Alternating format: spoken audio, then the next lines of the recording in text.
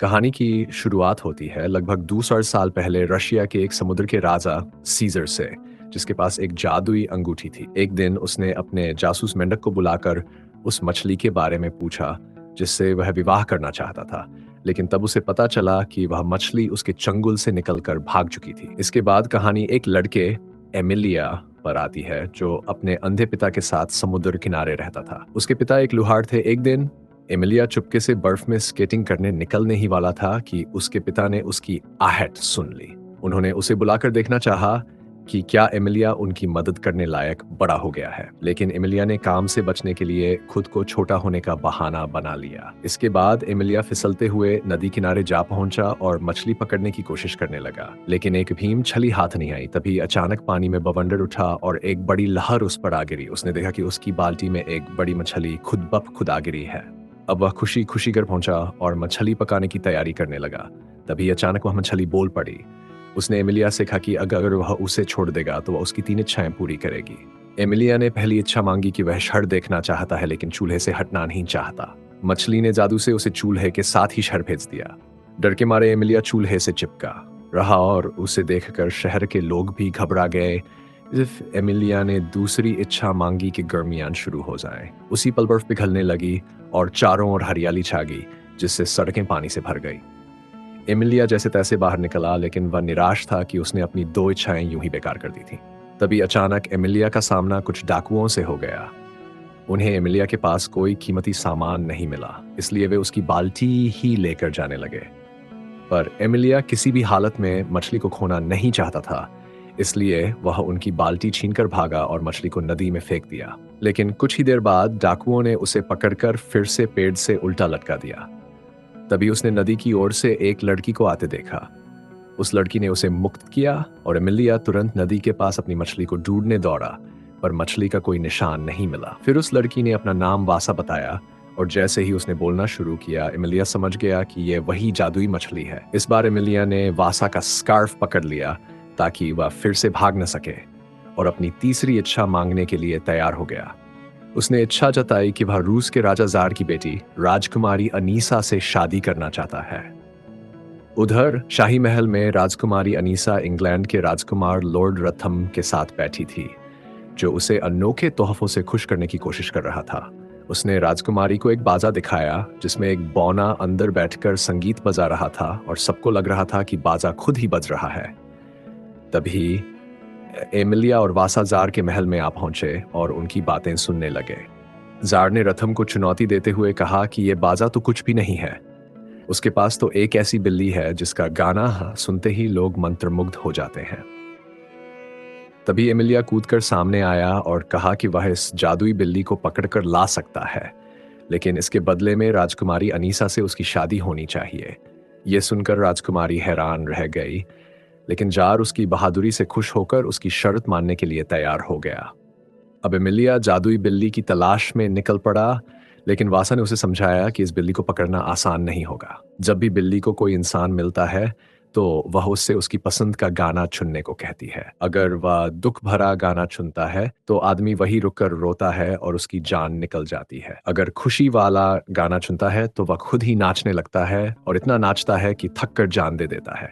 लेकिन एमिलिया को इससे कोई फर्क नहीं पड़ा और वासा लिसा के साथ वह जंगल में उस बिल्ली की तलाश में निकल पड़ा। कई कठिन रास्तों को पार करते हुए वे आखिरकार बिल्ली तक पहुंच गए। बिल्ली ने एमिलिया से गाना चुनने को कहा तो उसने दुख भरा गाना चुना। जब बिल्ली ने गाना शुरू किया तो एमिलिया ने भी उसके साथ गाना गाने लगा, क्योंकि ये वही गाना था जो उसकी माँ उसे बचपन में सुनाती थी। बिल्ली ने देखा कि एमिलिया पर गाने का कोई असर नहीं हुआ तो वह खुद ही उदास होकर रोने लगी और अंत में एमिलिया के साथ जाने के लिए तैयार हो गई। वहीं दूसरी ओर वासा लिसा को सीजर का जासूस मेट मिला, जिसने उसे बताया कि शादी की सभी तैयारियां हो चुकी हैं। ये सुनकर एमिलिया को कुछ समझ नहीं आया। तब वासा लिसा ने बताया कि सीजर ने एक बार उसे शिकारी के जाल से बचाया था, इसलिए वह उस पर एहसान मानती है और अब सीजर उसे शादी करना चाहता है। फिर दोनों जल्द ही शाही महल पहुंचे, जहां लॉर्ड रथम राजकुमारी अनीसा का हाथ मांग रहा था। लेकिन तभी एमिलिया बिल्ली को लेकर वहां आ पहुंचा। बिल्ली ने तुरंत गाना गाना शुरू किया और महल के सभी लोग अपने आप नाचने लगे। जार ने यह देखकर एमिलिया को आदेश दिया कि वह इस बिल्ली को कहीं दूर ले जाए। वह एमिलिया की बहादुरी से प्रभावित था, लेकिन राजकुमारी अनीसा ने महसूस किया कि वह एक साधारण व्यक्ति से शादी नहीं करना चाहती थी। इसलिए उसने एमिलिया को एक और कठिन काम देने का निश्चय किया। रात को राजकुमारी अनीसा अपनी मां जरीना की आत्मा से मिली,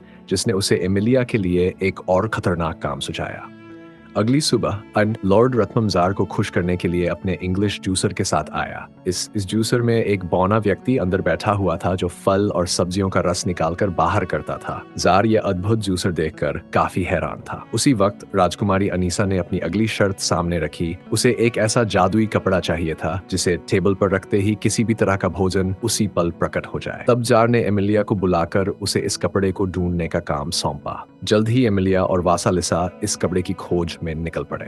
रास्ते में वासालिसा ने एमिलिया को बताया कि ये जादुई कपड़ा 2 भाइयों के पास है। कुछ देर बाद वे एक छोटी सी झोपड़ी पर रुके और वहां के बुजुर्ग से थोड़ा खाना मांगा। बुजुर्ग ने उन्हें थोड़ा खाना देते हुए कहा कि इस बार फसल अच्छी नहीं हुई है, इसलिए उनके पास खाने के लिए ज्यादा कुछ नहीं है। यह सुनकर एमिलिया को बुरा लगा, लेकिन वासालिसा ने उस बुजुर्ग और उसकी पत्नी की वफादारी की सराहना करते हुए कहा कि वे दोनों सुई और धागे जैसे हैं जो एक दूसरे के बिना अधूरे हैं। आगे बढ़ते हुए वे पत्थरों के शहर में पहुंचे, जहां उन्होंने 2 व्यक्तियों को लगातार खाते देखा। ये दोनों खाते खाते इतने तंग आ चुके थे कि चाहते थे कोई आकर ये जादुई कपड़ा उनसे ले जाए। तब एमिलिया ने उनके पास जाकर कपड़ा चुराने की कोशिश की, लेकिन उन भाइयों ने नारियल फेंककर उसे बेहोश कर दिया। फिर वासालिसा ने उनके पास जाकर पानी मांगा, और जब उन भाइयों ने पानी में अपनी छवि देखी तो उन्हें एहसास हुआ कि वे पहले बहादुर सैनिक थे जिन्होंने टर्की के सुल्तान का मुकाबला किया था, पर अब मोटे हो चुके थे कि वहां से बाहर भी नहीं निकल सकते। उन्होंने वासालिसा को कपड़ा ले जाने की अनुमति दी, लेकिन ऐन वक्त पर उनका मन बदल गया। लेकिन तब तक वासालिसा फुर्ती से कपड़ा और एमिलिया को लेकर वहां से भाग चुकी थी। बाद में जब एमिलिया को होश आया तो उसने राजकुमारी अनीसा के लिए कुछ फूल तोड़े। इस पर वासालिसा ने उसे समझाने की कोशिश की कि राजकुमारी उसे जान से मारने का इरादा रखती है, लेकिन एमिलिया उसकी बात सुनने को तैयार नहीं था। एमिलिया ने वासालिसा को अनीसा के लिए लिखी अपनी कविता सुनाई और कविता के अंत में वह अनीसा को प्रपोज करने वाला था। लेकिन वासालिसा इस कविता में इतनी खो गई कि उसने खुद ही शादी के लिए हाँ कह दी। जब वह अपने ख्यालों से बाहर आई तो उसने एमिलिया को सलाह दी कि उसे इस नक्चरी राजकुमारी से शादी नहीं करनी चाहिए। जब वे जादुई कपड़ा लेकर शहर पहुंचे तो जार और अनीसा को खबर मिली कि एमिलिया कपड़ा लेकर लौट आया है। जार और अनीसा तुरंत चौराहे पर पहुंचे और देखा कि एमिलिया सारे शहर में लोगों को मुफ्त का खाना बांट रहा था। इसके बाद अनीसा ने कहा कि वह एमिलिया से शादी के लिए तैयार है, लेकिन उसकी एक आखिरी शर्त थी।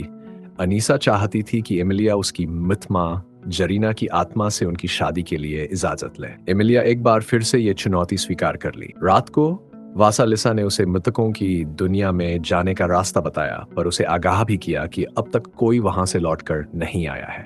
फिर भी एमिलिया ने हिम्मत नहीं हारी। रास्ते में वे दोनों एमिलिया के पिता से मिले, लेकिन एमिलिया चुप रहा ताकि उसके पिता को उसकी उपस्थिति का आभास न हो। इस दौरान उसके पिता ने वासालिसा को एमिलिया के बारे में ढेर सारी अच्छी बातें बताईं। जल्द ही उन्हें समझ में आ गया कि एमिलिया वही है और उन्होंने उसे पुकारा। तब एमिलिया ने अपने सभी शरारती व्यवहारों के लिए पिता से माफी मांगी और वासालिसा से अपनी आखिरी इच्छा मांगने का निश्चय किया। उसकी इच्छा थी कि उसके पिता की आंखों की रोशनी वापस आ जाए और वासालिसा ने उसकी यह इच्छा पूरी कर दी। बाद में जब वे दोनों नदी किनारे पहुंचे तो एमिलिया ने वासालिसा का शुक्रिया अदा करते हुए उसका स्कार्फ लौटा दिया, लेकिन वासालिसा फिर भी उसके साथ मुर्दों की दुनिया में आगे बढ़ी। जल्द ही वे मृतकों की दुनिया में पहुंचे, जहां उनका सामना उस दुनिया के राजा कुसाई से हुआ। तभी खुलासा होता है कि वासालिसा असल में राजा कुसाई की बेटी थी। वासालिसा ने एक बार बहुत बड़ी गलती की थी, जिसके कारण कुसाई ने उसे मछली बना दिया था। जब वासालिसा ने कुसाई से जरीना की आत्मा को बुलाने की बात कही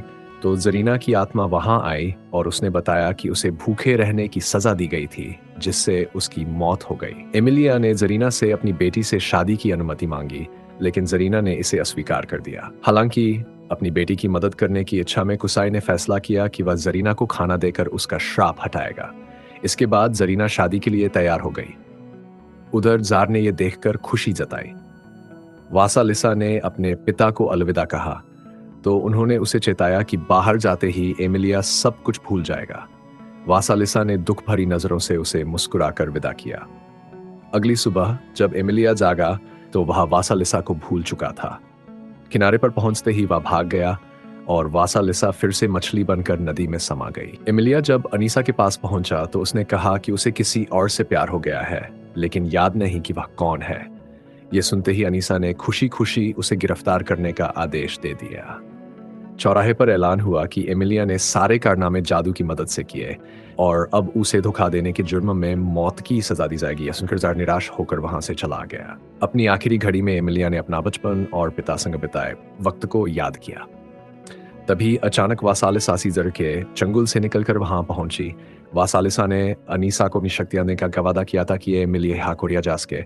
अनीसा ने खुशी खुशी यह सौदा स्वीकार कर लिया और एमिलिया को रिहा कर दिया।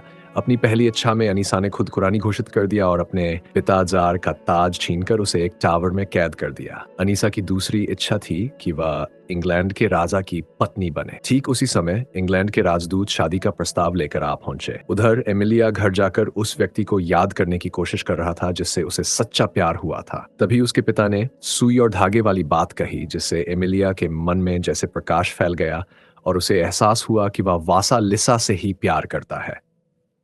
उसे वासालिसा के साथ बिताए सारे पल याद आ गए और वह तुरंत शहर की ओर भागा। उसके पिता और दो भाई भी उसके साथ हो लिए। महल का दरवाजा चारों ने मिलकर तोड़ दिया और एमिलिया ने वासालिसा को ढूंढना शुरू कर दिया। वासालिसा को अपनी आंखों पर यकीन नहीं हुआ कि एमिलिया उसे पहचानता है, लेकिन तभी अनीसा बीच में आ गई। उसने ऐलान किया कि वह वासालिसा की तरह जादूगर नहीं बनना चाहती। वासालिसा ने उसकी तीसरी इच्छा समझते हुए पूरी कर दी और अचानक वासालिसा खुद एक मछली बन गई। उसे एहसास हुआ कि उसकी शक्तियां बेकार हैं, क्योंकि वह केवल दूसरों की इच्छाएं ही पूरी कर सकती है। अनीसा ने अपने एक नौकर को बुलाकर उससे इच्छा करने को कहा कि उसकी शादी दुनिया के सबसे ताकतवर राजा से हो। जैसे ही नौकर ने यह इच्छा की, समुद्र से सीजर निकल आया और अनीसा को अपने साथ ले गया, क्योंकि असल में वही दुनिया का सबसे ताकतवर राजा था। इस तरह वासालिसा का श्राप समाप्त हो गया। एमिलिया ने उसके पास जाकर अपनी कविता सुनाई और आखिर में उसे चूम लिया। अंत में एमिलिया और वासालिसा हमेशा के लिए एक हो गए। अगर आपको यह कहानी अच्छी लगी और ऐसी और कहानियां सुनना चाहते हैं तो कमेंट्स में जरूर बताएं।